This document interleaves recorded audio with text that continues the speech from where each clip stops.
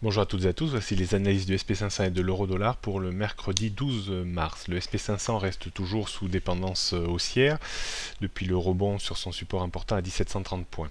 La hausse reste cadencée par notre bande bleue 4 heures, bien que depuis hier soir l'indice essaye d'attaquer cette bande bleue.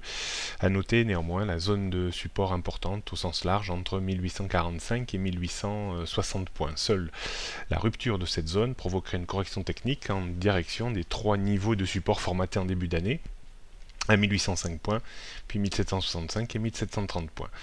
À noter également la zone de résistance importante vers 1880-1890 points, avant celle à 1900 et 1930 points. Pour le moment, la hausse reste toujours un petit peu larvée, conforme un petit peu à ces derniers mois, après un rebond sur un support important. On a mis en place de nouveaux points hauts, mais la hausse au-dessus de ces points hauts n'est pas tellement importante, ni véloce, donc on reste toujours un petit peu dans le même type de scénario que ces mois précédents, ce qui n'est pas forcément très facile d'un point de vue stratégique, compte tenu de faibles variations.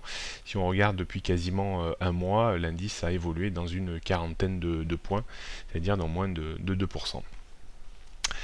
Au niveau donc des résistances, nous noterons 1890, 1900, 1925, support 1860, 1845, avant 1825, 1805, 1765 et 1730 points. Pour le moment, la hausse reste toujours en place au-dessus de 1845 points. Pas de stratégie dans des marchés comme ça à faible vélocité haussière ou baissière. Du côté de l'euro-dollar, il maintient le cap haussier depuis le débordement de 1,38, 1,3840 jeudi dernier. Une phase de correction plus ou moins latérale est en train d'intervenir. Un retour dans dans l'ancienne zone de résistance qui probablement va servir de support entre 1,38 et 1,3840 reste toujours possible.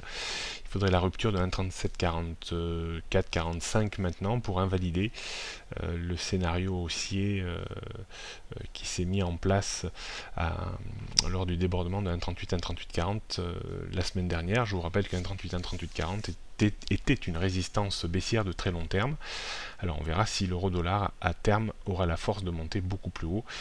Alors au-dessus de 1,39, effectivement, on aurait la prochaine résistance plus technique que psychologique, enfin plus psychologique que technique, pardon, vers 1,40. Au niveau des résistances, on note un petit peu en dessous de 1,39, avant 1,40, support 1,38, 1,3735, 1,37 1,3650, 1,3550, 1,3480. La tendance haussière reste bien entendu en place au-dessus de 1,3735. On pourra tenter des petits achats aux alentours de 1,38 pour viser 1,3890 et un stop à 1,3730. Prochaine analyse demain jeudi. Bonne journée à tous.